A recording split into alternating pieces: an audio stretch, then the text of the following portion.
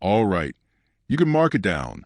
The LA Clippers have now strung together 5 straight wins, continuing their charge up the Western Conference standings with a dominant 128-108 victory.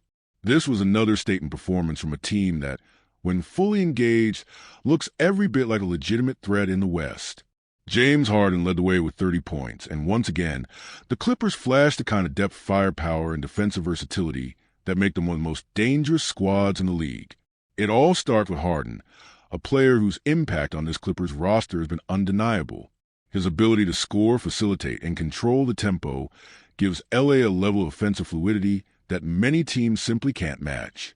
With Kawhi Leonard continuing to find his rhythm, looking more comfortable and explosive as the season progresses, and with the emergence of Ivica Zubac anchoring the middle, the pieces are starting to come together at the right time. But perhaps the biggest X factor remains the health of this group. If Leonard can stay on the floor consistently and Norman Powell continues to recover and regain his scoring touch, this team ceiling only rises further.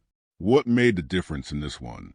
A second-half surge, punctuated by a tactical adjustment that saw Bojan Bogdanovic inserted into the starting lineup after halftime.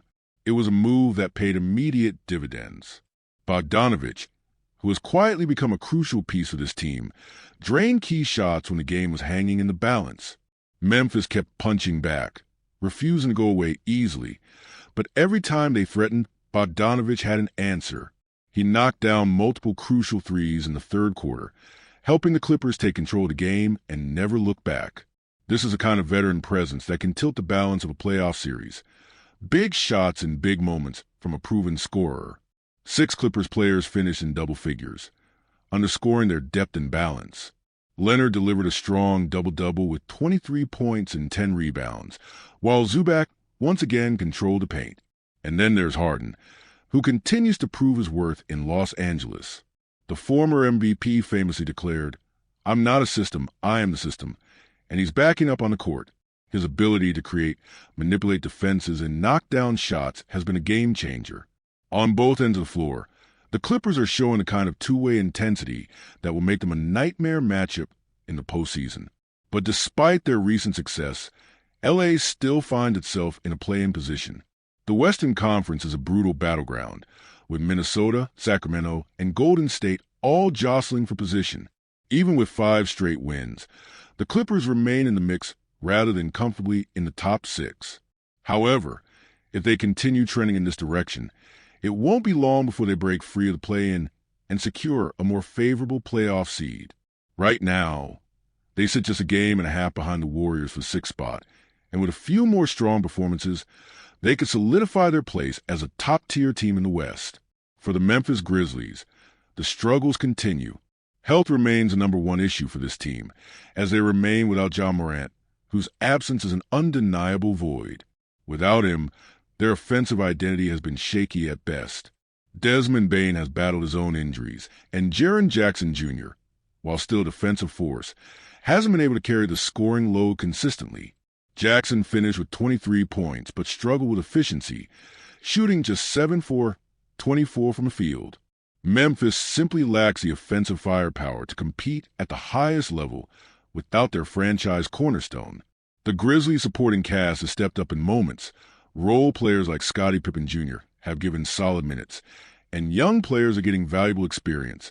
But this is not the time for developmental growth. This is the stretch run of the season, where playoff-caliber teams are sharpening their rotations and ramping up their intensity. For Memphis, the harsh reality is that without Morant, they are fighting an uphill battle. Getting him back to full strength is their only shot at making real noise in the postseason. And then there's the elephant in the room, the absence of Dillon Brooks. Love him or hate him, Brooks brought an edge, a toughness, and a defensive identity that this Memphis team sorely lacks right now. With Brooks gone, the intimidation factor that once surrounded this Grizzlies squad has faded.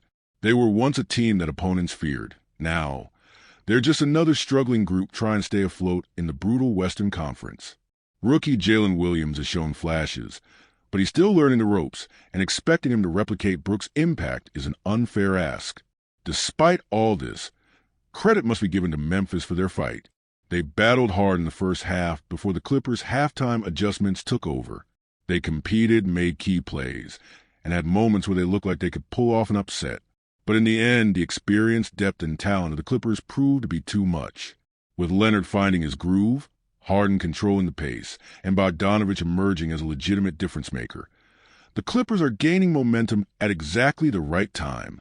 Their defense is locked in, their offense is humming, and they're playing with a sense of urgency that suggests they know how important this stretch of the season is. If they can stay healthy, if considering the injury history of some key players, this is a team that no one will want to face come playoff time. On the other hand, for Memphis, the reality is simple. They need Ja Morant back, and they need him soon. Until then, they'll keep grinding, but their path remains a steep one.